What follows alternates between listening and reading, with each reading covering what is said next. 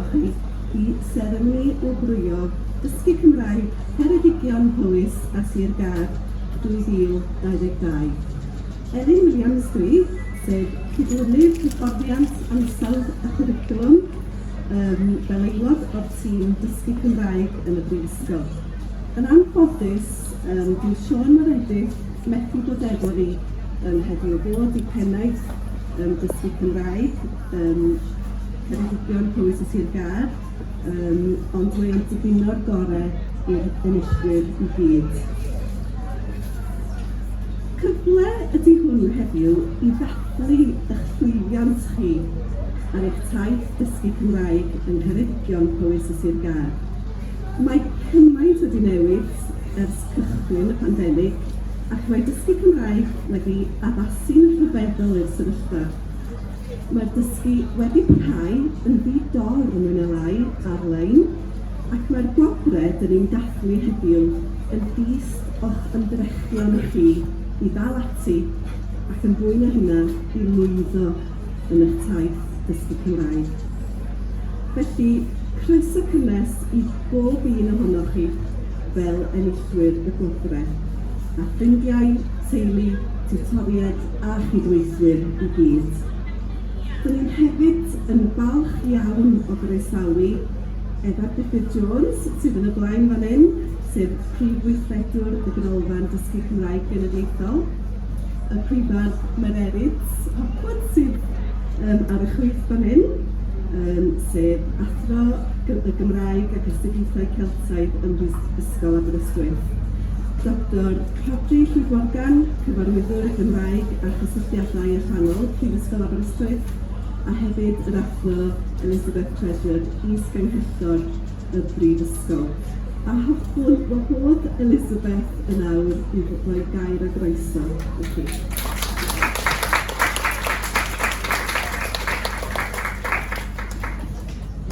Diolch yn fawr, Ellen. Prynhawn da i chi. Mae'n bleser i fod yma i ddathlu llwyddiannau dysgu Cymraeg gyda chi heddiw. Fel dych chi'n gwybod, dyw unai hefyd yn dysgu Cymraeg. Felly, dwi'n gwybod pa mor heriol yw dysgu iaith newydd. Ond, dwi hefyd yn mwynhau dysgu Cymraeg, ac mae dysgu'r iaith yn bwysig i mi yn bersonol. Ac mae dysgu Cymraeg yn allweddol i Brifysgol Aberystwyth. Mae dysgu Cymraeg yn ganolog i cenadaeth i Brifysgol i fod yn sefydliad dwy-eithog, dynamig ac cwrlyfawr Cymraeg yn ein rhanbarth ni. Da ni'n falch iawn o gydweithio â'r Ganolfan Dysgu Cymraeg Genedlaethol i gynnal cyrsiau i tŵr 1,000 o dysgwyr yn Ngheredigion Powys a Sir Gâr. Longyfarchion mawr iawn i bob un ohonoch chi ar eich lwyddiant o ddysgu Cymraeg. Hoffwn i ddiolch i bob am wneud ymdrech mor frwydfrydig. Mae'r iaith unigryw Cymru yn drysor cenedlaethol arbennig ac yn rwydd i bawb sydd yn dod yma. Diolch yn arbennig i tiwtoriaid sydd wedi helpu'r cynifer o ddysgwyr a hyd yn blynyddoedd. Diolch iddyn nhw i gyd am eu gwaith ragorol.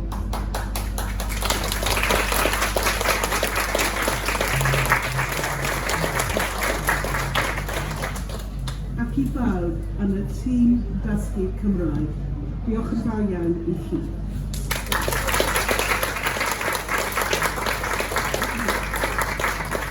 Diolch yn fawr iawn, Elizabeth.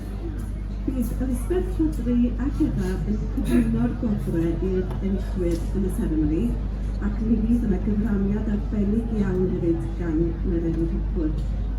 Bydd Colin o'r Brifysgol, mae yna Helen yn rhywle, dwi'n meddwl, chi'n ti Colin, yn tynnu lluniau o'r seremoni, ond mae'n croeso i chi yn y lluniau hefyd os ydych chi'n dymuno gwneud hynny. Rhowch gwybod i mi os na ydych chi'n dymuno cael eich llun wedi ei dynnu. Bydd y gyfle hefyd i chi gael tynnu lluniau ar y diwedd. Felly, os wneith'r enillwyr aros yn ôl ar y diwedd, i ni gael sgwrs a tynnu lluniau ymhellach os gwelwch yn dda. Reit, a dyma ni yn dod at y darn pwysig. Felly, yn globr gyntaf ni heddiw ydy dysgwr Cymraeg yn y gweithle. Dyn ni'n cydweithio â llawer y gyflogwyr yn y rhanbarth, ac mae mwy a mwy o ddysgwyr yn dysgu Cymraeg yn y gweithle erbyn hyn, yn enwedig drwy raglen Cymraeg gwaith. Felly globr yw hon i ddysgwr sy'n dilyn cwrs Cymraeg yn y gweithle. Dilyn cwrs ar lefel canolradd yn Llyfrgell Genedlaethol Cymru mae'r enillydd eleni, mae hi'n gweithio â chysgliadau clywaledol Cymraeg yn y gwaith fel swyddog ceiradu digidol, ac mae hi'n defnyddio'r Gymraeg a chydweithwyr, ac hefyd yn gwrando ar eitemau Cymraeg yn y casgliad clywaledol. O ganlyniad i'r cwrs, mae hi wedi codi ei hyder yn y Gymraeg. Mae'r enillydd yn derbyn gwerth 30 punt o decynau llyfrau Cymraeg, ac mae'r wobr yn mynd eleni i Wilhelmina Brandon, neu Nina.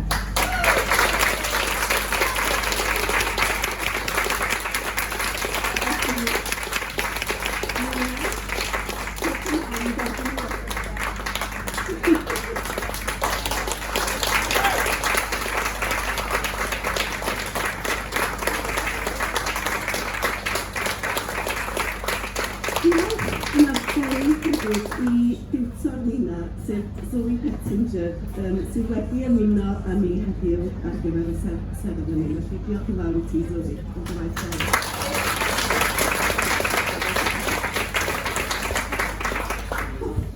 Mewn dyfar, llai o ddysgwyr eraill sy'n derbyn clod uchel yn y categori hwn, sef Martin Garland, sydd yma heddiw, ti'n meddwl, ti yma Martin? Felly, ti eisiau dod i gael?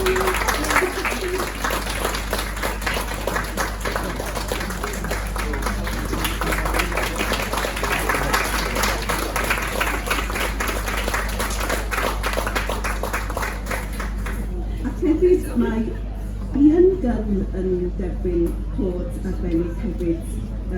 Mae nhw dau yn dilyn cyrsiau Cymraeg gwaith ar gyfer staff Prifysgol Aberystwyth.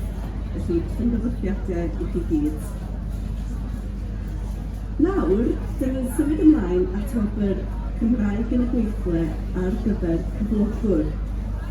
Mae'r wobr hon yn dathlu llwyddiant cyflogwr i annog a chefnogi staff i ddysgu Cymraeg, ac mae'r enillydd yn cael cwrs undydd am ddim ar gyfer ei staff. Ac mae'r wobr eleni yn mynd i bwrdd iechyd Hywel Dda. Bydd dros 30 o staff bwrdd iechyd Hywel Dda yn dilyn cyrsiau dysgu Cymraeg gyda'r Prifysgol Aberystwyth dros y blwyddyn, drwy raglen Cymraeg gwaith. A hefyd, bydd dros 120 o staff yn dilyn cyrsiau blasu ar-lein.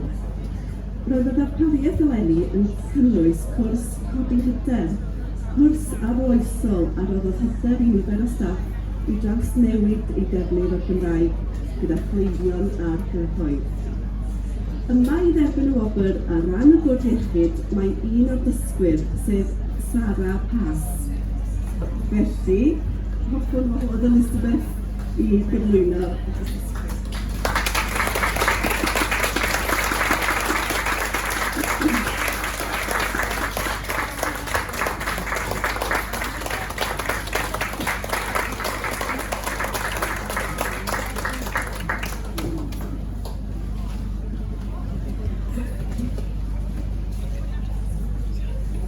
Reit, mi drwm ni nesaf at wobr dysgwr Cymraeg yn y cartref.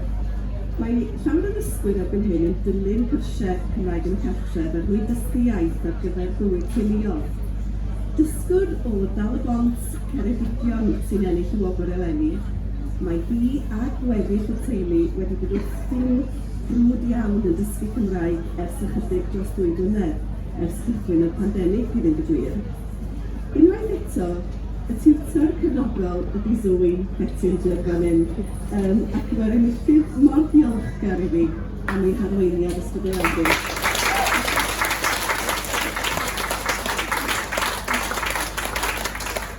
Felly, llond y farchiadau mawr i'r enillydd sef Cat Roll.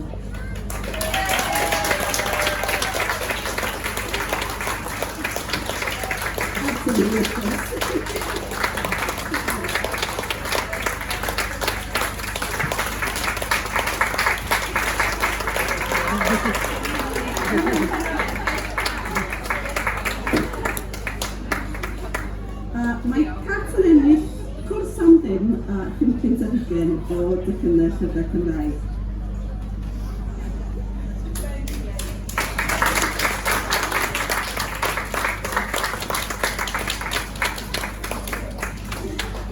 Nesa, da ni dathlu grŵp y blwyddyn. Clogwyd yng hon yw'r grŵp sy'n cwrdd yn rheoledd i ddefnyddio ac ymarfer y Gymraeg. A dwi'n falch o ddweud mae'r enillydd leni yw Clwb Darllen Sir Gâr. Clwb Darllen yw hwn i ddysgwyr sydd wedi dechrau dysgu Cymraeg ers 2 flynedd, ac maen nhw'n cwrdd yn rheoledd ar Zoom i darllen a trafod llyfrau. Llyfrau i ddysgwyr fel arfer o dan arweiniad ei tiwtor Cara Llywelyn Davies. Dydy Cara ddim yn gallu bod yma heddiw gan ei bod yn dysgu ar yr cwrs ni yn Aberystwyth. A dechrau o ddoe i ddweud y gwir, ond hoffwn i groesawu Michelle Nelson a James Davies i ddod ymlaen i dderbyn y wobr ar ran y grŵp.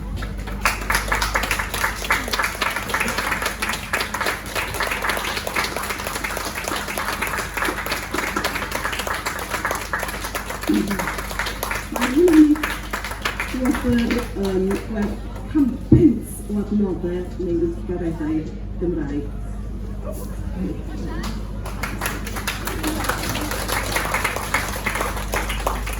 Mae gennym ni 2 wobr ar ôl, sef tiwtor y blwyddyn a dysgwr y blwyddyn.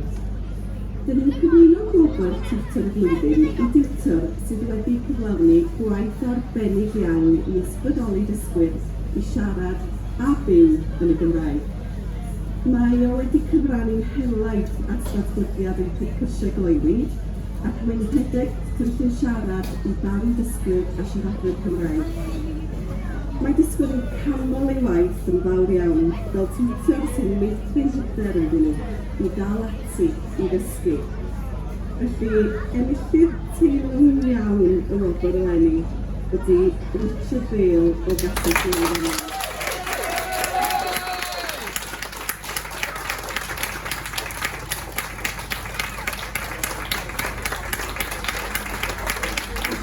Mae'n wobr arbennig iawn Richard, sydd englyn y waith Mererid Hopwood. Felly, hoffwn i wobr Mererid yma i adrodd yr englyn. Wel, mae'n fraint fawr i fi gael bod yma. Dwi'n gofod hithro yma ar y diwedd, felly dwi eisiau dweud nawr. Mor emosiynol oedd yr seremoni yn y pafiliwn mawr ddoe, a gobeithio ac ewn i seremoni gwych yn y pafiliwn mawr gyda Eisteddfod.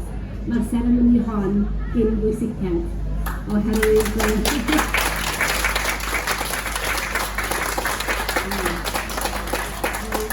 heb y dysgwyr bydden ni mewn twll yn Gymru, ac i ni'n gwerthfawrogi'n fawr iawn yr ymdrech ryfeddol i chi wneud.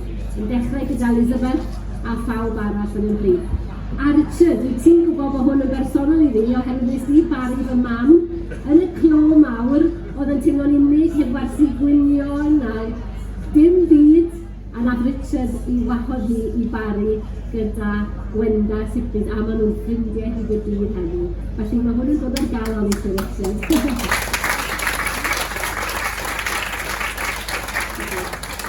Eisteddfod yw drysori, yr enaid a'r wel yn ein gwersi, y fel, yr heiddau foli, a chan air ein diolch ni.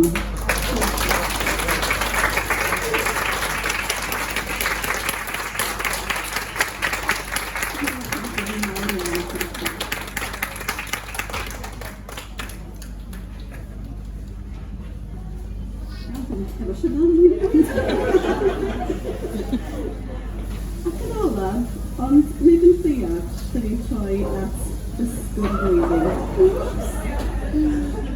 Dwi'n sy'n cael y doren yn ni. Yng Ngheredigion, Powys y Sir Gar. Gwirfoddolwyr brwd sy'n ysbrydoli ac yn cefnogi dysgwyr eraill sy'n ennill llywodrwydd eleni. Ar ôl colli cyfleoedd i ddysgu Cymraeg fel plentyn, fe wnaeth i ymroi i ddysgu Cymraeg ar ôl ymddeol i Aberystwyth yn 2013. Bellach, mae hi'n gwbl o fudiol, ac mae hi wedi cystadlu mewn llawer o eisteddfodau gan ennill sawl gwobr am gerddi a rhyddiaeth, gan gynnwys cadair Eisteddfod y Dysgwyr yn Aberystwyth 2 mlynedd yn ôl. Mae hi bellach yn dysgu cynghaneddu hefyd. Mae hi'n dweud bod ei dyled yn fawr i'w tutoriaid, ac yn enwedig Felicity Roberts, eto sydd yn methu bod efo ni heddiw oherwydd ein cwrs haf dwys. Felly, mae'n bleser mawr gen i gyhoeddi mae dysgwr y flwyddyn Ceredigion Powys y Sir Gar 2022 yw Lynn Blanchfield o Aberystwyth.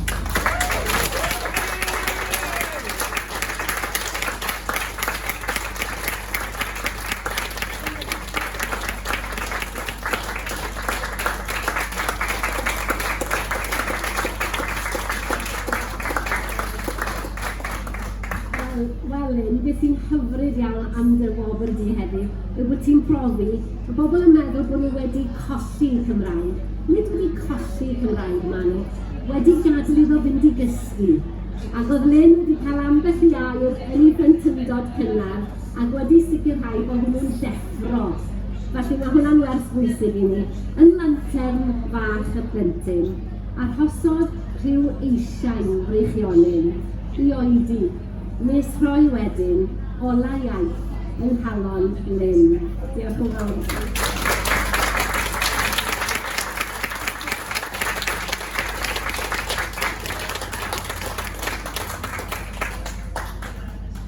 Iawn, wel, i gloi'r seremoni hyfryd yma, dwi'n mynd i holi i Rodri i ddod ymlaen i roi chydig o ddiolchgar. Diolch yn fawr iawn, a mae'n bendigedig fod yma gweitha'r tywydd, mae'n braf fan hyn. Diolch yn fawr iawn i chi gyd am ddod, chi'n ysbrydoliaeth i ni. Dwi'n diolch yn gyflym i Heledd Davies am gyfieithu ar y pryd i ni, i Colin am dy waith gyda'r cyfryngau a'r camera, ac i Elin am gamu i'r adwy ar y funud ola i arwen y seremoni. Diolch, Elin. Ac i'r oed dîm, wrth gwrs, am ei gwaith caled, nid yn unig yn cefnogi'r gobrau, ond hefyd y gwaith ar hyd y flwyddyn, ac yn ystod yr holl addasu ni chi yn ystod y pandemig, chi wedi bod yn wych, yn dîm gyfodol.